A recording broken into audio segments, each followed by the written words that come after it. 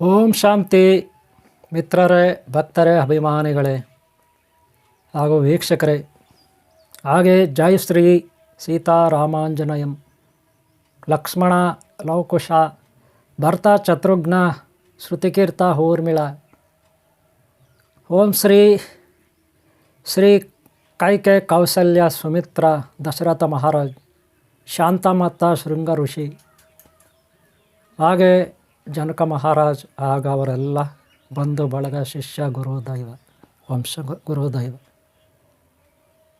ಆ ಒಂದು ಶ್ರೀರಾಮ ರಾಮ ಮಂತ್ರ ಬಂಧು ಬಳಗ, ಹಾಗೆ ವಾಲ್ಮೀಕಿ, ಅರುಂಧತಿ, ವಸಿಷ್ಠ, ವಿಶ್ವಾಮಿತ್ರ, ಹಾಗೆ ಸಪ್ತರ್ಷಿಗಳ ಶಕ್ತಿಗೆ, ಗುರುಗಳ ಶರಣರ ಶಕ್ತಿಗೆ ಪ್ರಣಾಮಗಳು.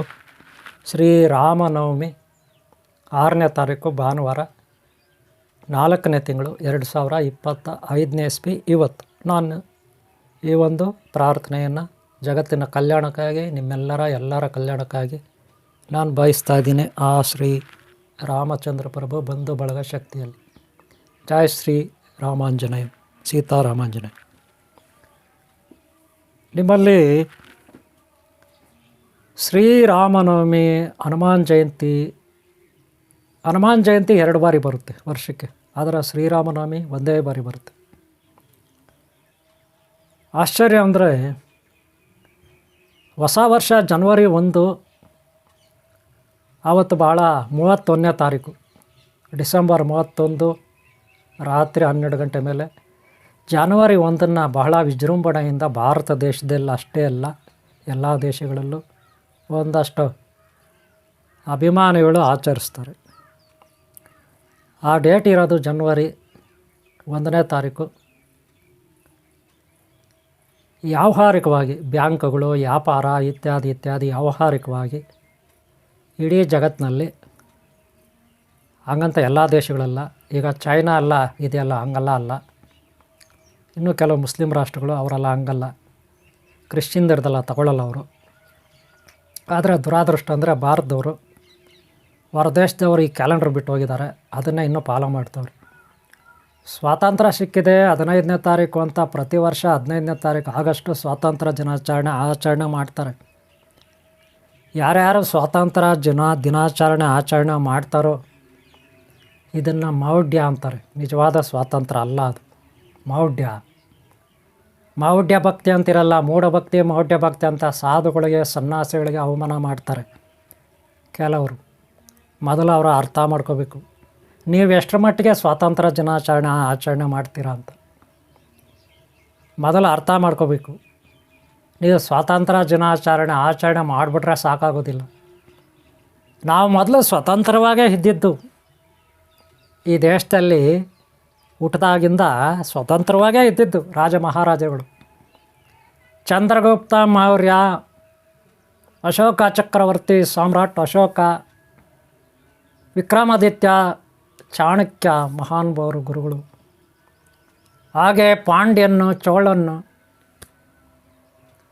ಹಾಗೆ ಮದಕರಿ ನಾಯಕ ಸಂಗೊಳ್ಳಿ ರಾಯಣ್ಣ, ಕಿತ್ತೂರು ಚೆನ್ನಮ್ಮ, ಹಾಗೆ ಝಾನ್ಸಿ ರಾಣಿ ಲಕ್ಷ್ಮೀಬಾಯಿ ಅವರ ಪೂರ್ವಿಕರು, ರಾಣಾ ಪ್ರತಾಪ ಸಿಂಹ, ಬಾಜಿರಾವ್ ಸಿಂಧೆ,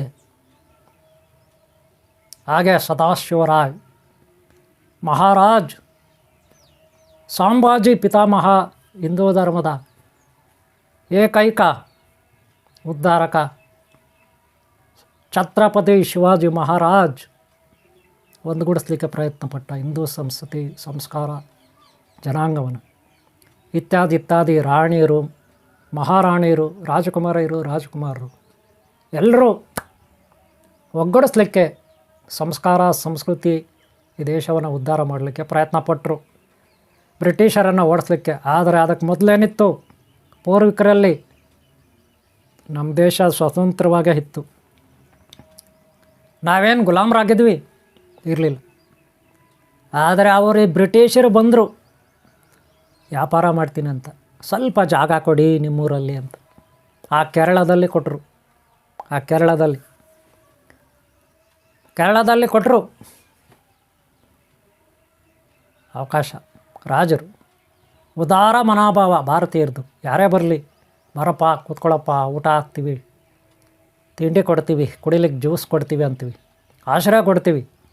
ಅಂಥ ಸಂಸ್ಕಾರ ಸಂಸ್ಕೃತಿ ಇರೋದು ಭಾರತ. ಏಕೈಕ ಈ ಭೂಮಿ ಮೇಲೆ ಎಲ್ಲಾದರೂ ಇದ್ದರೆ ಅದು ಏಕೈಕ ದೇಶ ಅಂದರೆ ಭಾರತ ರಾಷ್ಟ್ರ. ಇಂಥ ರಾಷ್ಟ್ರನ ವೀಕ್ನೆಸ್ ತಿಳ್ಕೊಬಿಟ್ಟು ಪರದೇಶದವರು, ಅನ್ನ ಹಾಕಿದ ಮನೆಗೆ ಕನ್ನ ಹಾಕೋರು, ಉಪ್ಪು ತಿಂದ ಮನೆಗೆ ಎರಡು ಬಗೆಯವರು, ಅವ್ರನ್ನೆಲ್ಲ ಏನಂತೀರ? ಹಸು ಹಾಲು ಕೊಡುತ್ತೆ, ಕೊಡಲ್ವಾ? ಹಸು ಹಾಲು ಕೊಡುತ್ತೆ, ಮೇಕೆ ಹಾಲು ಕೊಡುತ್ತೆ, ಕುರಿ ಹಾಲು ಕೊಡುತ್ತೆ, ಕತ್ತೆನೂ ಕೊಡುತ್ತೆ ಹಾಲು, ತಾಯಿನೂ ಕೊಡ್ತಾಳೆ ನಮ್ಮ ತಾಯಿ ಹಾಲು. ಹಾಲು ಕುಡಿತೀವಿ. ಚಿಕ್ಕ ಹುಡುಗರಲ್ಲಿ ವೀಕ್ನೆಸ್ ಅಲ್ಲ ನಾವು ಚಿಕ್ಕ ಹುಡುಗರಲ್ಲಿ. ಅದು ಬಿಟ್ಟರೆ ನಮಗೇನಿದೆ ಗತಿ ಆಗ ತಿನ್ಲಿಕ್ಕೆ ಕುಡಿಲಿಕ್ಕೆ? ಹಾಲು ಕುಡಿತೀವಿ. ಲಾಸ್ಟಿಗೆ ತಾಯಿ ಕೆಚ್ಚಲೇ ಕಡ್ದ ಬಿರಿಯಾನಿ ಮಾಡ್ಕೊಂಡು ತಿಂತೀವಿ ಅಲ್ವಾ? ಇಂಥವ್ರ ಏನು ತಿಂತಾರೆ, ಏನು ಕುಡಿತಾರೆ ಅನ್ನೋ ಅವ್ರಿಗೆ ಕಾಮನ್ ಸೆನ್ಸ್ ಇರಲ್ಲ. ಏನು ಮಾತಾಡ್ತೀನಿ ಅನ್ನೋ ಕಾಮನ್ ಸೆನ್ಸ್ ಕೂಡ ಅವ್ರಿಗಿರಲ್ಲ. ಯಾವ ಪದಗಳಲ್ಲಿ ಅವ್ರನ್ನ ಬೈಬೇಕಂತ ಕೂಡ ಗೊತ್ತಿರಲ್ಲ. ಎಲ್ಲಾದರೂ ಹಾಳಾಗೋಗಲಿ, ಇವರೆಲ್ಲ ಹೊರದೇಶದವರು, ಬೇರೆ ದೇಶದವರು. ಇಲ್ಲಿನವರು ಅವ್ರಿಗೆ ಸಪೋರ್ಟು. ಅವ್ರು ಆ ಬಿಸಾಕೋ ಎಂಜಲ್ ಕಾಸಿಗೆ, ಅವ್ರು ಬಿಸಾಕೋ ಎಂಜಲ್ ಕಾಸಿಗೆ, ಬಿಸಾಕೋ ವಸ್ತುಗಳಿಗೆ ಜಲ್ಲು ಸರಿಸ್ಕೊಂಡು ಬಾಯಿ ಬಿಟ್ಕೊಂಡು ಅವ್ರ ಹತ್ರ ಕೈ ಚಾಚಿ ತಿಂದು ಬದುಕ್ತಾರೆ. ಆದ್ದರಿಂದ ನಮ್ಮ ದೇಶದ ರಕ್ಷಣೆಗಾಗಿ ಹೋರಾಟ ಮಾಡಿದ ಎಷ್ಟೋ ಮಹಾರಾಣಿಯರು, ರಾಜಕುಮಾರರು, ರಾಜರು ಪಾಪ ಸೋಲ್ಬೇಕಾಯ್ತು.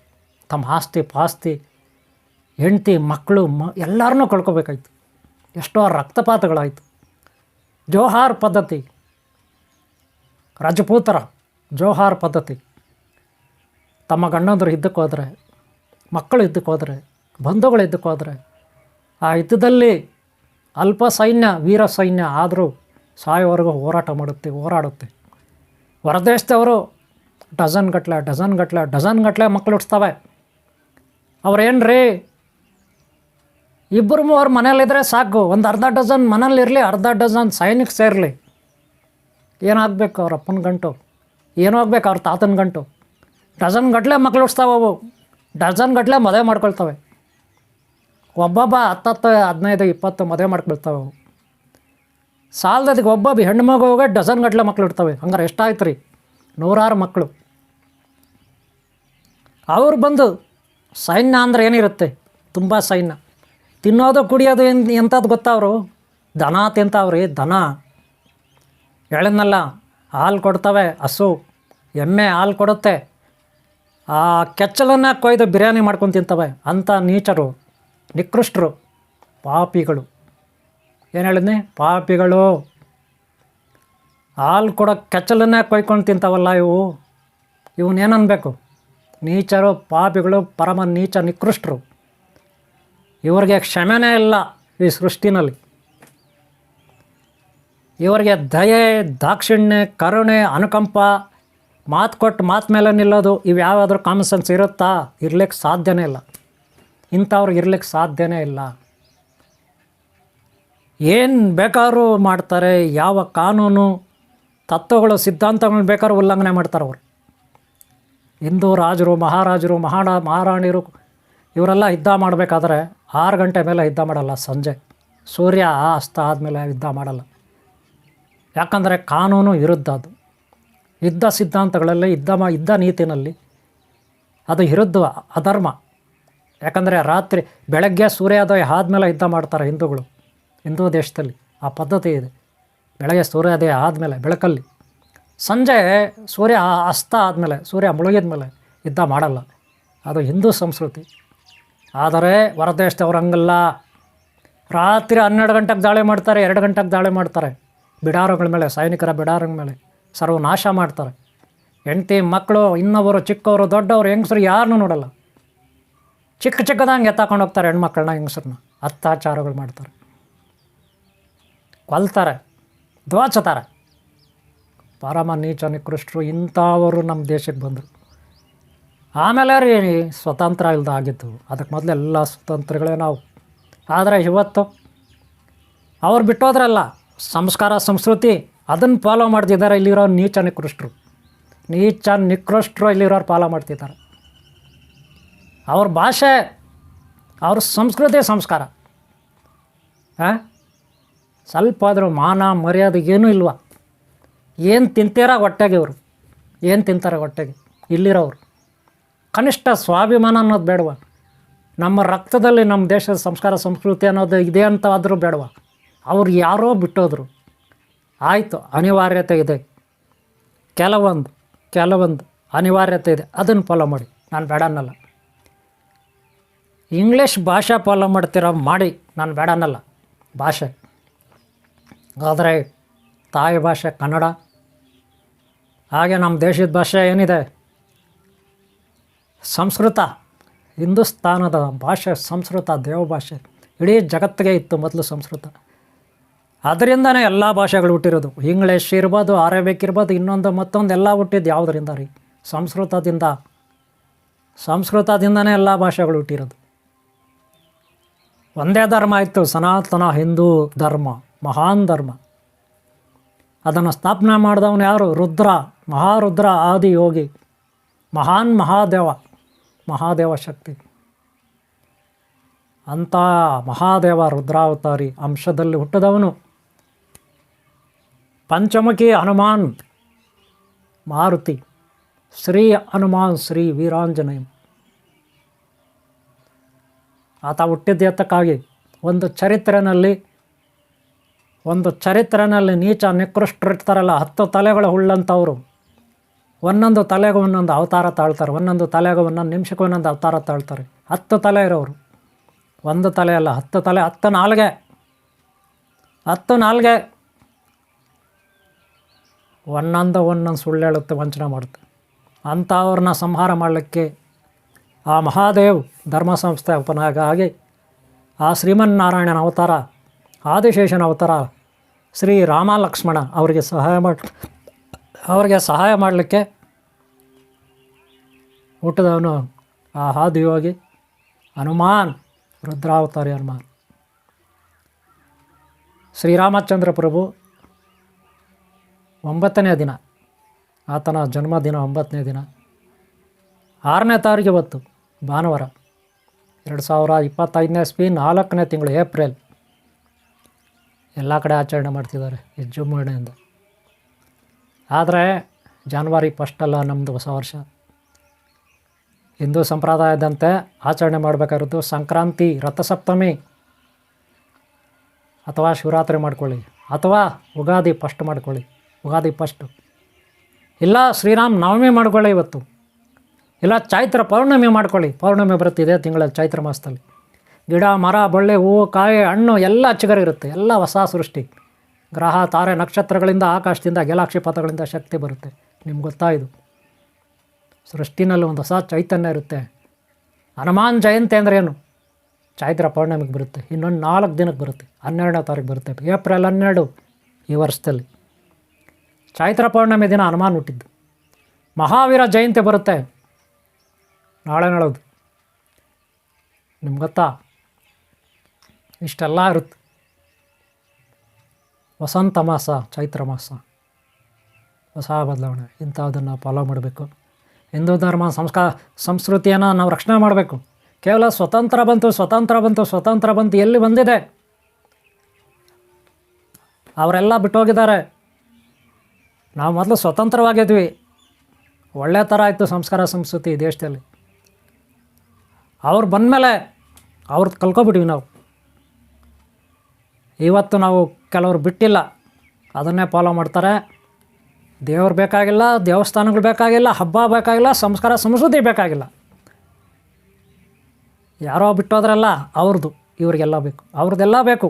ತಿನ್ನೋದು, ಕುಡಿಯೋದು, ಗಾಳಿ ಉಸಿರಾಡೋದು, ನೀರು ಕುಡಿಯೋದು ಎಲ್ಲ ಇಲ್ಲೇ, ವಾಸ ಮಾಡೋದೆಲ್ಲ ಇಲ್ಲೇ. ಈ ದೇಶ ಹಿಂದೂ ಹಿಂದೂಸ್ತಾನ ಎಲ್ಲ ಇಲ್ಲೇ. ಆದರೆ ಹಿಂದೂಸ್ತಾನ ಬೇಕಾಗಿಲ್ಲ ಇವರಿಗೆ. ಹಿಂದೂಸ್ತಾನವನ್ನು ವಿರೋಧ ಮಾಡೋದು, ಇನ್ಯಾವುದೋ ಸ್ಥಾನನ ಇಷ್ಟಪಡೋದು. ಇವರು ಏನು ತಿಂತಾರೆ? ಒಟ್ಟಾಗಿ ಅನ್ನ ತಿನ್ನಲ್ಲ. ಇವರೆಲ್ಲ ಅನ್ನ ತಿನ್ನಲ್ಲ. ಇಲ್ಲಿರೋರೇ ಇವರಿಗೆ ಸಪೋರ್ಟ್ ಮಾಡ್ತಾರೆ, ಸಂಸ್ಕಾರನ ಹಾಳು ಮಾಡ್ತಿದ್ದಾರೆ, ತುಳಿತಿದ್ದಾರೆ. ಅವ್ರು ಯಾರೋ ಬಂದರು, 2 ವರ್ಷ ತುಳಿದು ಹೋದರು, ನಮಗೆ ಅದು ಅಪಾಯ ಅಲ್ಲ. ಇಲ್ಲಿರೋರೇ ತುಳಿತಾರಲ್ಲ, ಇವರೆಲ್ಲ ಕ್ಯಾನ್ಸರ್ ಗಡ್ಡೆಗಳಿದ್ದಂಗೆ. ನಮ್ಮ ಶರೀರದಲ್ಲಿ ಕ್ಯಾನ್ಸರ್ ಗಡ್ಡೆಗಳಿರುತ್ತಲ್ಲ, ಆ ಥರ ಇಲ್ಲಿರೋರು ತುಳಿತಾ ಇರೋರು ಸಂಸ್ಕಾರ ಸಂಸ್ಕೃತಿಯನ್ನು. ಇವ್ರನ್ನೇನು ಮಾಡಬೇಕು? ಕಟ್ ಮಾಡಬೇಕು. ಕಟ್ ಮಾಡಿ ನಾಯಿ ನರಿಗಳಿಗೆ ಹಾಕಬೇಕು. ಆ ಒಂದು ಕಾಲ ಬಂದೇ ಬರುತ್ತೆ, ನಾನು ಹೇಳ್ತಾ ಇದ್ದೀನಿ. ಆ ಒಂದು ಕಾಲ ಬಂದೇ ಬರುತ್ತೆ. ಆ ಒಂದು ಕಾಲ ಬಂದೇ ಬರುತ್ತೆ. ನಮ್ಮ ಶರೀರದಲ್ಲಿರುವ ಕ್ಯಾನ್ಸರ್ ಗಡ್ಡೆಗಳನ್ನು ಏನು ಮಾಡೋದು? ಅವು ವಾಸಿ ಆಗಲ್ಲ ರೀ, ನಮ್ಮನ್ನೇ ತಿಂತವೆ. ಕ್ಯಾನ್ಸರ್ ಅಂತ ಇರ್ತದಲ್ಲ ನಮ್ಮ ಶರೀರದಲ್ಲಿ, ಅದು ನಮ್ಮನ್ನೇ ತಿನ್ನುತ್ತೆ. ಅವಾಗ ನಾವೇನು ಮಾಡಬೇಕು? ಕಟ್ ಮಾಡಿ ಬಿಸಾಕಬೇಕು. ಗೊತ್ತಾಯ್ತಲ್ಲ ಇವರೇ? ಹನುಮಾನ್ ಜಯಂತಿ ಪ್ರಯುಕ್ತ ನಿಮ್ಮೆಲ್ಲರಲ್ಲಿ ಮನವಿ ಮಾಡ್ಕೊತೀನಿ. ಶ್ರೀರಾಮಚಂದ್ರ ಪ್ರಭು ಶ್ರೀರಾಮನವಮಿ ಪ್ರಯುಕ್ತ ಇವತ್ತು ನಿಮ್ಮೆಲ್ಲರಲ್ಲಿ ಮನವಿ ಮಾಡ್ಕೊತೀನಿ. ಹನುಮಾನ್ ಜಯಂತಿ ಚೈತ್ರ ಪೌರ್ಣಮಿಗೆ ಬರುತ್ತೆ, ಇನ್ನೊಂದು 5 ದಿನ. 12ನೇ ತಾರೀಕು ಬರುತ್ತೆ, 5-6 ದಿನ. ಅದನ್ನು ಆಚರಣೆ ಮಾಡಿ. ಶ್ರೀರಾಮನವಮಿ ಇದನ್ನು ಆಚರಣೆ ಮಾಡಿ. ಉಗಾದಿ ಮೊದಲನೇ ದಿನ ನಮ್ಮ ಹೊಸ ವರ್ಷ ಅಂತ ತಿಳ್ಕೊಳ್ಳಿ. ಸಂಸ್ಕಾರ ಸಂಸ್ಕೃತಿ ಇದೆ ಹಿಂದೂಗಳಿಗೆ. ಇರೋದು ಒಂದೇ ದೇಶ ರೀ ಹಿಂದೂ. ಅದು ಇವತ್ತು ಭಾರತದಲ್ಲಿಲ್ಲ. ಭಾರತ ಏನಾಗಿದೆ? ಮಿಕ್ಸ್ ಆಗಿಬಿಟ್ಟಿದೆ. ಎಲ್ಲರೂ ಸೇರ್ಕೊಬಿಟ್ಟಿದ್ದಾರೆ. ಎಲ್ಲರೂ ಇಲ್ಲೆಲ್ಲ ಗುಳ್ಳೆನಾರಿಗಳು, ತೋಳಗಳು, ಇನ್ನೊಂದು ಮತ್ತೊಂದು ಎಲ್ಲ ಸೇರ್ಕೊಬಿಟ್ಟಿದ್ದಾವೆ. ಕ್ರೂರ ಮೃಗಗಳು, ಕಂತ್ರಿಗಳು ಸಂಸ್ಕಾರ ಸಂಸ್ಕೃತಿಯನ್ನು ಹಾಳು ಮಾಡ್ತಿದ್ದಾವೆ. ಹಿಂದೂ ದೇಶಕ್ಕಾಗಿ ಹೋರಾಟ ಮಾಡೋರು ನಲಿಗೆ ಹೋಗ್ತಿದ್ದಾರೆ. ಇವ್ರ ಮಧ್ಯೆ ನಲಿಗೆ ಹೋಗ್ತಿದ್ದಾರೆ. ಈಗಿರೋದು ಒಂದೇ ದಾರಿ. ಆತ್ಮಸ್ಥೈರ್ಯ ತಂದ್ಕೋಬೇಕು, ಹೋರಾಟ ಮಾಡಬೇಕು. ಯಾವುದು ಪರಕೀಯರು ಬಿಟ್ಟು ಹೋಗಿದ್ದಾರೆ ಅದನ್ನು ಫಾಲೋ ಮಾಡಬಾರ್ದು. ಯಾವುದು ಹೊರದೇಶಗಳಿಂದ ವಸ್ತುಗಳು ಬರುತ್ತಿಲ್ಲ. ಏನೇನೋ ವಸ್ತುಗಳು ಬರುತ್ತೆ ಹೊರದೇಶದಿಂದ. ಆ ಮಾಡಲು, ಈ ಮಾಡಲು, ಇನ್ನೊಂದು ಮಾಡಲು, ಮತ್ತೊಂದು ದೇಶ ಮಾಡಲು, ಅವುಗಳನ್ನ ತಗೋಬಾರ್ದು. ಭಾರತೀಯರು ಯಾವುದನ್ನು ತಯಾರು ಮಾಡ್ತಾರೆ, ವಸ್ತುಗಳು ಏನೇನು ವಸ್ತುಗಳಿದೆ, ದಿನಬಳಕೆ ವಸ್ತುಗಳು ನಮ್ಗೆ ಬೇಕಾಗಿರೋದು, ಅದನ್ನು ಉಪಯೋಗಿಸ್ಕೊಳ್ಳಿ ಹೆಚ್ಚಾಗಿ, ಪರ್ಸೆಂಟೇಜಲ್ಲಿ ಹೆಚ್ಚಾಗಿ. ಬೇರೆ ದೇಶದವ್ರದ್ದು ಉಪಯೋಗಿಸ್ಕೊಳ್ಳಿ. ಅವರು ನಮ್ಮ ಮಿತ್ರ ದೇಶಗಳಾಗಿದ್ದರೆ ಪರಸ್ಪರ ಸಹಕಾರ ಇರಲಿ. ನಾನು ಬೇಡ ಅನ್ನಲ್ಲ. ಯಾರು ಒಳ್ಳೆಯವರು, ಅವರು ಯಾವುದೇ ಧರ್ಮ ಆಗಲಿ, ಯಾವುದೇ ದೇಶ ಆಗಲಿ, ಒಳ್ಳೆಯವರಾಗಿದ್ದರೆ ಮಾತ್ರ, ವಿಶ್ವಾಸಕ್ಕೆ ಪಾತ್ರರಾಗಿದ್ದರೆ ಮಾತ್ರ ಅವರೆಲ್ಲರಿಗೂ ಈ ದೇಶದಲ್ಲಿ ಆಶ್ರಯ ಇರಲಿ. ಎಲ್ಲರಿಗೂ ಸೋದರ ಭಾವದಿಂದ ನೋಡೋಣ, ಅಣ್ಣ ತಮ್ಮಂದರಂತೆ ನೋಡೋಣ, ಬಂಧುಗಳಂತೆ ನೋಡೋಣ. ನಾನು ಬೇಡ ಅನ್ನಲ್ಲ. ಆದರೆ ಹಿಂದೂ ಸಂಸ್ಕೃತಿ ಸಂಸ್ಕಾರ ಅಂತ ಬಂದಾಗ ಹೆಚ್ಚಿನ ಒತ್ತು ಕೊಡಬೇಕು. ಕೋಲಾರ ಜಿಲ್ಲೆ ಮದ್ದೇರಿ ಮಲ್ಲಂಡಹಳ್ಳಿ ಗ್ರಾಮ, ಮಲ್ಲಂಡಹಳ್ಳಿ, ಇಲ್ಲಿ ಒಂದು ಪುಟ್ಟ ಊರು, ಚಿಕ್ಕ ಊರು, ಒಂದು 200 ಮನೆ ಇದೆ. ಈ ಊರಲ್ಲಿ 6 ಕಡೆ ರಸ್ತೆಗಳಿದೆ. 6 ಕಡೆ ರಸ್ತೆಗಳು ಹೊರಗಡೆಗೆ ಹೋಗೋಕ್ಕೆ. ಚಿಕ್ಕ ಊರು, 220 ಮನೆ. ಹೊರಗಡೆ ಹೋಗಲಿಕ್ಕೆ 4 ದಿಕ್ಕುಗಳಲ್ಲಿ 4 ರಸ್ತೆ, ಜೊತೆಗೆ ಇನ್ನೊಂದು 2 ರಸ್ತೆ ಎಕ್ಸ್ಟ್ರಾ ಕಾರ್ನರ್ಗಳಲ್ಲಿ. ಪ್ರತಿ ಒಂದು ರಸ್ತೆ ಬಿಟ್ಟು ಪ್ರತಿ ರಸ್ತೆನಲ್ಲೂ ಹನುಮಾನ್ ಟೆಂಪಲ್ಗಳಿದೆ. ಪ್ರತಿ ರಸ್ತೆನಲ್ಲೂ ಹನುಮಾನ್ ಟೆಂಪಲ್ಗಳಿದೆ. ಊರ ಮಧ್ಯದಲ್ಲಿ ಒಂದು ದೇವಸ್ಥಾನ ಇದೆ, ಹನುಮಾನ್ ಟೆಂಪಲ್. ಊರ ಮಧ್ಯದಲ್ಲಿ ಬಸವಣ್ಣ ಗುಡಿ ಇದೆ, ದರ್ಗಾ ಇದೆ, ಒಂದು ಮಸೀದಿ ಥರ ದರ್ಗಾ ಇದೆ, ಒಂದು ಕರಗದಮ್ಮ ದೇವಾಲಯ ಇದೆ, ಒಂದು ಮಾರಮ್ಮ ದೇವಾಲಯ ಇದೆ, ಒಂದು ಶ್ರೀ ವೇಣುಗೋಪಾಲ ಸ್ವಾಮಿ ದೇವಾಲಯ ಇದೆ, ಒಂದು ಗಂಗಮ್ಮ ದೇವಾಲಯ ಇದೆ, ಒಂದು ಗಣಪತಿ ದೇವಾಲಯ ಇದೆ. ಇಲ್ಲಿ ವಿಶೇಷ ಏನು ಅಂದರೆ ನಾಗರಕಟ್ಟೆಗಳು. ಈ ಊರಿನಲ್ಲಿದ್ದಷ್ಟು ನಾನು ಯಾವ ಊರಿನಲ್ಲೂ ನೋಡಿಲ್ಲ, ಅಷ್ಟು ನಾಗರಕಟ್ಟೆಗಳಿತ್ತು. ಆದರೆ ನಾನು ಹುಟ್ಟಿದಾಗ ಚಿಕ್ಕ ಹುಡುಗನಲ್ಲಿರೋವಾಗ ನೋಡಿದ್ದು ಸುಮಾರು ಎಷ್ಟು ನಾಗರಕಟ್ಟೆಗಳು ಗೊತ್ತಾ? ಒಂದೊಂದು ಮನೆತನಕ್ಕೂ ಒಂದೊಂದು ನಾಗರಕಟ್ಟೆ. ಈ ಊರಿನಲ್ಲಿ ಭಜಂತ್ರಿ ಅವರಿದ್ದಾರೆ, ಕುಂಬಾರರು ಇದ್ದರು, SC ST, ಒಕ್ಕಲಿಗರು, ಗೌಡರು, ರೆಡ್ಡೀಸು, ಅಷ್ಟೂ ಜನಾಂಗಕ್ಕೆ ಒಂದೊಂದು ಮನೆತನಕ್ಕೆ ಒಂದೊಂದು ನಾಗರಕಟ್ಟೆ, ಅಶ್ವತ್ಥಕಟ್ಟೆ ಇತ್ತು. ದುರಾದೃಷ್ಟ ಅಂದರೆ ಮನುಷ್ಯನ ಒಂದು ಆಸೆ ದುರಾಸೆ ಇರುತ್ತಲ್ಲ. ನಾನು ಚಿಕ್ಕ ಹುಡುಗಲ್ಲ ಅಷ್ಟಿದು. ಬರ್ತಾ ಬರ್ತಾ ಬರ್ತಾ ಒಂದು ನಾಗರಕಟ್ಟೆ ಇವತ್ತಿಲ್ಲ, ಒಂದು ನಾಗರಕಟ್ಟೆ ಇಲ್ಲ.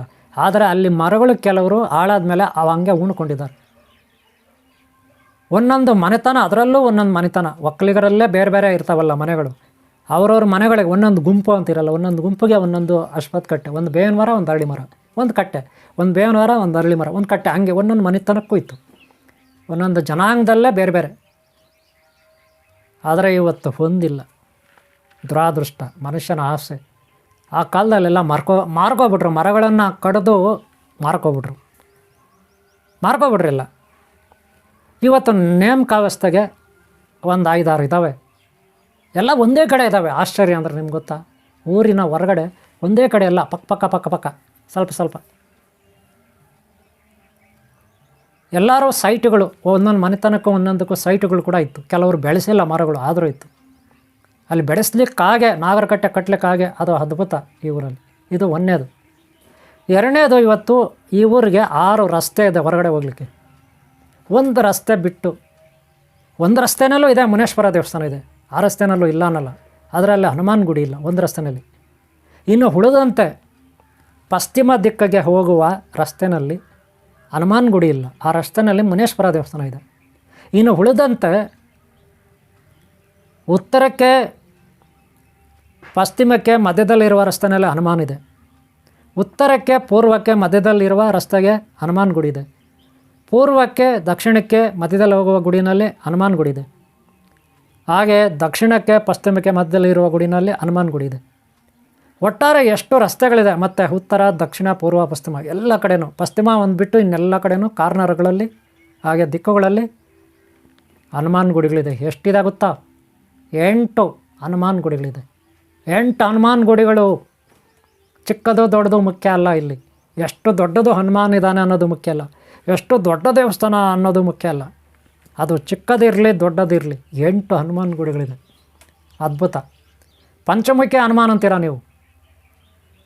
ಅಷ್ಟರುದ್ರ, ಅಷ್ಟನಾಗ, ಅಷ್ಟರುದ್ರ, ಅಷ್ಟಭೈರವ ಅಂತ ನಾನು ಲಾಸ್ಟ್ ಟೈಮು ಇದೇ ಯೂಟ್ಯೂಬಲ್ಲಿ ನಿಮ್ಮದೇ ಚಾನಲಲ್ಲಿ ನಾನು ಶೇರ್ ಮಾಡಿದ್ದೀನಿ ನೋಡಿ. ಅಷ್ಟನಾಗ, ಅಷ್ಟರುದ್ರ, ಅಷ್ಟಭೈರವ, ಅಷ್ಟರುದ್ರ ಅವತಾರಿ ಹನುಮಾನ್ಜಿ, ಅಷ್ಟರುದ್ರ ಅವತಾರ ಹನುಮಾನ್ಜಿ ಅಷ್ಟ ದಿಕ್ಕುಗಳಿಗೂ ಆವರಿಸ್ಕೊಂಡಿದ್ದಾನೆ. ಇವತ್ತು ಸಾಧ್ಯವಾದರೆ ನಾನಲ್ಲಿ ಹೋಗ್ಬೇಕಂತಿದ್ದೀನಿ, ಎಲ್ಲ ಹನುಮಾನ್ ಗುಡಿಗೂ ಭೇಟಿ ಕೊಡಬೇಕಂತಿದ್ದೀನಿ. ನಾನು ಸುಮಾರು ವರ್ಷಗಳ ಹಿಂದೆ ಆ ಗುಡಿಗಳನ್ನು ನೋಡಿರ್ತಕ್ಕಂಥದ್ದು, ಹೋಗಿರ್ತಕ್ಕಂಥದ್ದು. ಈಗ ರೀಸೆಂಟಾಗಿ ಒಂದು ಗುಡಿ ಮಾತ್ರ ಓಪನಿಂಗ್ ಆಯಿತು. ಅದು ಮೊದಲೇ ಇತ್ತು, ಸುಮಾರು ವರ್ಷಗಳಿಂದ ಆಯಿತು. ಅದನ್ನು ಅಭಿವೃದ್ಧಿಪಡಿಸಿದರು. ಕದ್ರಿಪುರ ಜಾತ್ರೆ, ಕದ್ರು ಹುಣ್ಣಿಮೆ ಅಥವಾ ಕೋಜಾಗರಿ ಹುಣ್ಣಿಮೆ ದಿನ ಅದು ಇನ್ನೂ ಸ್ವಲ್ಪ ಚೆನ್ನಾಗಿ ಅಭಿವೃದ್ಧಿ ಮಾಡಿದರು. ಅವತ್ತು ಹೊಸ್ದಾಗಿ ಇನ್ನೂ ವಿಗ್ರಹ ಮಾಡಿಸಿ ದೇವಸ್ಥಾನ ದೊಡ್ಡದಾಗಿ ಕಟ್ಟಿದ್ರು. ಸ್ವಲ್ಪ ಅದರ ವೀಡಿಯೋಲ್ಲೂ ನಾನು ಹಿಂದೆ ಶೇರ್ ಮಾಡಿದ್ದೀನಿ. ಹಾಗೆ ಅದೇ ರಸ್ತೆಯಲ್ಲಿ ಇನ್ನೂ 2 ದೇವಸ್ಥಾನ ಎಕ್ಸ್ಟ್ರಾ ಇದೆ, ಅದನ್ನು ತೋರಿಸ್ತೀನಿ. ಈಗ ಇವತ್ತು ನಾನು ನಿಮಗೆ ನೆಕ್ಸ್ಟ್ ಪಾರ್ಟಲ್ಲಿ ನೋಡಿ 8 ಹನುಮಾನ್ ಗುಡಿಗಳನ್ನು ಆದಷ್ಟು ನಾನು ವೀಡಿಯೋ ಮಾಡಿ, ಅಲ್ಲೇ ಹೋಗಿ ವೀಡಿಯೋ ಮಾಡಿ ನಾನು ನಿಮಗೆ ದರ್ಶನ ಮಾಡಿಸ್ತೀನಿ. ಒಂದು ಚಿಕ್ಕ ಊರಿನಲ್ಲಿ 8 ಹನುಮಾನ್ ಗುಡಿ ಇದೆ ಅಂದರೆ, ಅದರ ಜೊತೆಗೆ ಗಂಗಮ್ಮ, ಶ್ರೀ ಗಣೇಶ ದೇವರು, ವೇಣುಗೋಪಾಲ ಸ್ವಾಮಿ, ಸಂಕಲಮ್ಮ, ಸುಂಕದಮ್ಮ, ಹಾಗೆ ದರ್ಗಾ ಒಂದು, ಹಾಗೆ ಬಸವೇಶ್ವರ, ಹಾಗೆ ವೇಣುಗೋಪಾಲ ಸ್ವಾಮಿ, ಹಾಗೆ ಕರ್ಗದಮ್ಮ, ಮಾರಿಯಮ್ಮ ಬೇರೆ, ಇಷ್ಟು ದೇವಸ್ಥಾನ ಇದೆ. ಹಾಗೆ ಇನ್ನೂ ಒಂದು ಹೊರಗಡೆ ಮುನೇಶ್ವರ ದೇವಸ್ಥಾನವೂ ಇದೆ, ಇನ್ನೂ ಒಂದು ಹೊರಗಡೆ ಸಂಕಲಮ್ಮ ಇದೆ, ಇನ್ನೂ ಒಂದು ಸಂಕಲಮ್ಮ ಇದೆ. ಇಷ್ಟೊಂದು ದೇವಸ್ಥಾನಗಳು ಇಲ್ಲಿದೆ. ಹಾಗೆ ಈರಭದ್ರ ಸ್ವಾಮಿ ಗುಡಿನೂ ಇದೆ. ಆದರೆ ಇಲ್ಲಿ ಒಂದು ಗಣಪತಿ ದೇವಸ್ಥಾನ ಸ್ಕೂಲ್ ಒಳಗೆ ಇರುತ್ತೆ, ಕಾಂಪೌಂಡ್ ಒಳಗೆ. ಅದು ಆ ಭಗವಂತ ಗುರು ದೈವ ಪ್ರಕೃತಿ ನನ್ನ ಮುಖಾಂತರ ಅದು ಕಟ್ಟಲಿಕ್ಕೆ ಸಾಧ್ಯ ಆಯಿತು, ನನ್ನ ಮುಖಾಂತರ ಈ ಜೀವನದಲ್ಲಿ. ಹಾಗೆ ಒಂದು ಮಠಕ್ಕೆ, ಒಂದು ಲಕ್ಷ್ಮೀ ದೇವಸ್ಥಾನಕ್ಕೆ ಫೌಂಡೇಶನ್ ಕೂಡ ಹಾಕಿದೆ, ಬೇಸ್ಮೆಂಟ್ವರೆಗೂ. ಸುಮಾರು ದಿನ ಆಯಿತು ಹಾಕಿ, ಅದು ಹಾಗೆ ನಿಂತೋಗಿದೆ. ಆದರೆ ದೇವಸ್ಥಾನ ಪೂರ್ತಿ ಆಯಿತು 2011ನೇ ಇಸ್ವಿನಲ್ಲಿ. 2011ರಲ್ಲೇ ಕಟ್ಟಾಗಿತ್ತು ಶ್ರೀ ಗಣೇಶ ದೇವಸ್ಥಾನ. ಸ್ಕೂಲ್ ಕಾಂಪೌಂಡಲ್ಲಿ ಸ್ಕೂಲ್ ಮಕ್ಕಳಿಗಾಗಿ ಪೂಜೆ ಮಾಡೋಕ್ಕೆ, ಹಾಗೆ ಊರಿನ ಜನಕ್ಕೆ. ಅದು ನನ್ನ ಮುಖಾಂತರ ಭಗವಂತ ರೆಡಿ ಮಾಡಿಸ್ದ. ಅದೊಂದು ತೃಪ್ತಿ ನನಗಿದೆ ಈ ವಯಸ್ಸಿಗೆ. ಆದರೆ ನಾಗರಕಟ್ಟೆಗಳು ಇವತ್ತಿಲ್ಲ. ಮರಗಳು ಮಾತ್ರ ಇದೆ, ಬೇವಿನ ಮರ, ಅರಳಿ ಮರ ಇದ್ದಾವೆ, ಅಲ್ಲಲ್ಲಿ ಕಟ್ಟೆಗಳು ಇದೆ, ಆದರೆ ಕಲ್ಲುಗಳಿಲ್ಲ, ವಿಗ್ರಹಗಳಿಲ್ಲ. ದುರಾದೃಷ್ಟ ಅಂದರೆ ಕೆಲವೊಂದು ಕಲ್ಲುಗಳಿತ್ತು, ಅದನ್ನು ತೊಗೊಂಡೋಗಿ ಎಲ್ಲೋ ಸ್ಮಶಾನದ ಹತ್ರ ಇಟ್ಬಿಟ್ಟಿದ್ದಾರೆ. ಮುಂದೆ ಕಾಲ ಕೂಡಿ ಬಂದಾಗ ನಾಗರಕಟ್ಟೆ ರೆಡಿ ಆಗುತ್ತೆ. ಇಲ್ಲಿರ್ತಕ್ಕಂಥ ಸರ್ಕಾರಿ ಆಸ್ತಿಗಳನ್ನು ಎಲ್ಲ ಊರಿನ ಜನ ಹಂಚ್ಕೊಬಿಟ್ಟಿದ್ದಾರೆ. ಇವತ್ತು ಸರ್ಕಾರಿ ಆಸ್ತಿ ಒಂದು ಸೈಟ್ ಕೂಡ ಇಲ್ದರ ಆಗ್ಬಿಟ್ಟಿದೆ, ದುರಾದೃಷ್ಟ ಅಂದರೆ. ಆ ಕಾರಣದಿಂದ ದೇವಸ್ಥಾನ ಕಟ್ಟಲಿಕ್ಕೆ, ಈ ಥರ ಗುಡಿ ಗೋಪುರ ಕಟ್ಟಲಿಕ್ಕೆ ಸರ್ಕಾರ ಜಮೀನು ಬಿಟ್ಟಿಲ್ಲ, ಖಾಲಿ ಬಿಟ್ಟಿಲ್ಲ ಯಾರು, ಎಲ್ಲ ಹಂಚ್ಕೊಬಿಟ್ಟಿದ್ದಾರೆ. ದುರಾದೃಷ್ಟ. ಮನುಷ್ಯನ ಆಸೆ ಅಂದ್ರೆ ನೋಡಿ ಹಿಂಗೆ ಇರುತ್ತೆ. ಅದಕ್ಕೆ ಕಷ್ಟಗಳು, ರೋಗಗಳು, ಅಲ್ಪ ಆಯುಷ್ಯಗಳಂದರೆ ಚಿಕ್ಕ ವಯಸ್ಸಲ್ಲಿ ಸತ್ತು ಹೋಗೋದು, ರೋಗಗಳು ಬರೋದು, ಅದು ಪೈಲಾರಾಯಿತು ಇದು ಪೈಲಾರಿತ್ತು ಶರೀರದಲ್ಲಿ, ಆ ರೋಗ ಬಂತೀರೋ ಇನ್ನೇನಪ್ಪ ಆಗುತ್ತೆ? ದರಿದ್ರ, ಸಾಲ ಇನ್ನೇನಾಗುತ್ತೆ ಅಲ್ವಾ? ಮಾಡಬಾರ್ದು. ಅನ್ನ ಕೊಟ್ಟ ದೇವರು, ಗಾಳಿ ಕೊಟ್ಟ ದೇವರು, ಪಂಚಭೂತಗಳು ದೇವರು, ನವಗ್ರಹ ಶಕ್ತಿಗಳು ದೇವರು, ಪ್ರಕೃತಿ ದೇವರು. ಅವ್ರು ನಾವು ಆರಾಧಿಸ್ಬೇಕಾದ್ರೆ ಅಷ್ಟೆಲ್ಲ ಆಸ್ತಿ ಕೊಟ್ಟವ್ರು ಯಾರು? ಅವ್ರಿಗಾಗಿ ನಾವು ಒಂದು ದೇವಸ್ಥಾನ ಗುಡಿ ಒಂದು ಮಠ ಕಟ್ಟೋಕ್ಕೆ. ಇವರಲ್ಲಿ ಏಕೈಕ ಸ್ವಾಮೀಜಿ ಅಂದರೆ ಫುಲ್ ಕಾವ್ಯ ಹಾಕಿರೋನು. ಸದ್ಯಕ್ಕೆ ಅಕ್ಕಪಕ್ಕ ನೀವು 25 ಊರು ಹುಡುಕಿ, ಏಕೈಕ ಸ್ವಾಮೀಜಿ ಫುಲ್ ಕಾವ್ಯ ಹಾಕಿರೋರು. ಅಮ್ಮಮ್ಮ ಅಂದರೆ ಒಬ್ಬರು ಇಬ್ಬರು 3 ಜನ ಅಷ್ಟೇ. ನಾವು ನಮಗಾಗಿ ಏನು ಕೊಟ್ಟಿದ್ದಾರೆ? 1 ಇಂಚು ಭೂಮಿ ಊರಲ್ಲಿಲ್ಲ ನನಗಾಗಿ, ಒಂದು ಗುಡಿಸಲು ಮನೆ ಇಲ್ಲ ನನಗಾಗಿ. ಈ ಮನೆ ಬೇರೆಯವ್ರದ್ದು, ಹಾಳಾಗಿರೋ ಮನೇನ ರೆಡಿ ಮಾಡ್ಕೊಂಡು ಇಲ್ಲಿ ವಾಸ ಮಾಡ್ತಾಯಿದ್ದೀನಿ. ಬೇರೆ ತೋಟದ ಮನೆ ಇದು, ಬೇರೆಯವ್ರದ್ದು. ಈ ರೀತಿ ಜಗತ್ತಿದೆ.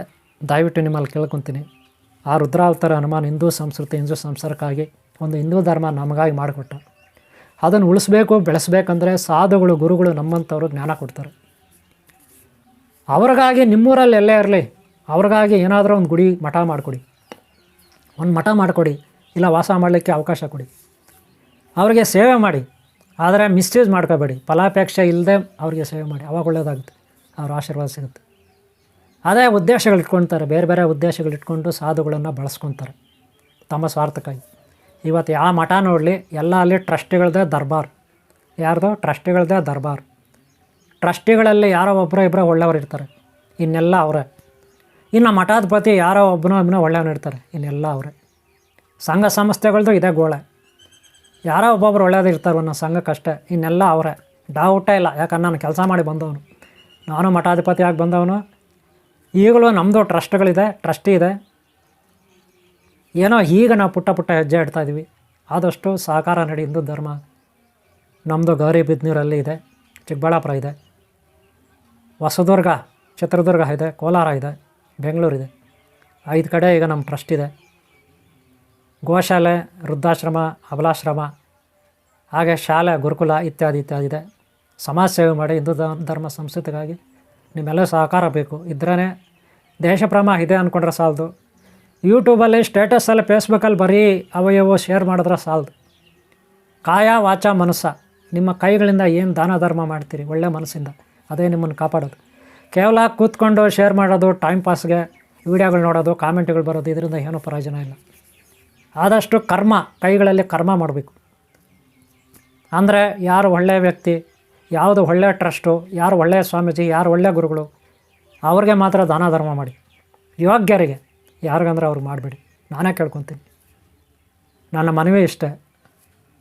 ನಾವು ಈಗ ಪುಟ್ಟ ಹೆಜ್ಜೆ ಇಡ್ತಾಯಿದ್ದೀವಿ. ಸಹಕಾರ ನೀಡಿ, ಹಿಂದೂ ಧರ್ಮವನ್ನು ರಕ್ಷಣೆ ಮಾಡಿ. ಆಗಲೇ ಶ್ರೀರಾಮನವಮಿ, ಹನುಮಾನ್ ಜಯಂತಿಗೆ, ಹಿಂದೂ ಧರ್ಮದ ಹಬ್ಬಗಳಿಗೆ ಒಂದು ಅರ್ಥ ಇರುತ್ತೆ ಅಂತ ನನ್ನ ಅಭಿಪ್ರಾಯ. ಓಕೆ, ನೆಕ್ಸ್ಟ್ ನಾನೀಗ ಹನುಮಾನ ಗುಡಿಗಳ ದರ್ಶನ ಮಾಡಿಸ್ತೀನಿ ಪಾರ್ಟ್ 2ನಲ್ಲಿ. ಶ್ರೀರಾಮನವಮಿ 2025ನೇ ಇಸ್ವಿ ಪಾರ್ಟ್ 2ನಲ್ಲಿ ನಿಮಗೆ ಪರಿಚಯ ಮಾಡಿಸ್ತೀನಿ. ಅಲ್ಲೇ ಹೋಗಿ ನಾನು ವೀಡಿಯೋ ಮಾಡ್ತೀನಿ, ನಿಮಗೆ ಶೇರ್ ಮಾಡ್ತೀನಿ. ತಪ್ಪದೆ ಪಾರ್ಟ್ 2 ನೋಡಿ. ನಿಮ್ಮೆಲ್ಲರಿಗೂ ಒಳ್ಳೆಯದಾಗಲಿ. ಓಂ ಶಾಂತಿ, ಓಂ ಶಾಂತಿ, ಓಂ ಶಾಂತಿ. ಹಾಗೆ ವಿಡಿಯೋ ಇಷ್ಟ ಆದರೆ ಒಂದು ಲೈಕ್ ಮಾಡಿ. ನಿಮ್ಮ ಸಹಕಾರ ಸದಾ ಇರಲಿ. ಜಯ ಶ್ರೀ ರಾಮಾಂಜನಂ, ಸೀತಾರಾಮಾಂಜನಂ, ಲಕ್ಷ್ಮಣ, ಲವಕುಶಾಯ್ ಬಂಧು ಬಳಗ ಗುರು ದೈವನಂ. ಜೈ ಜೈ ಮಹಾಶಕ್ತಿ, ಆದಿಶಕ್ತಿ. ಓಂ ಶಾಂತಿ. ಒಳ್ಳೆಯದಾಗಲಿ.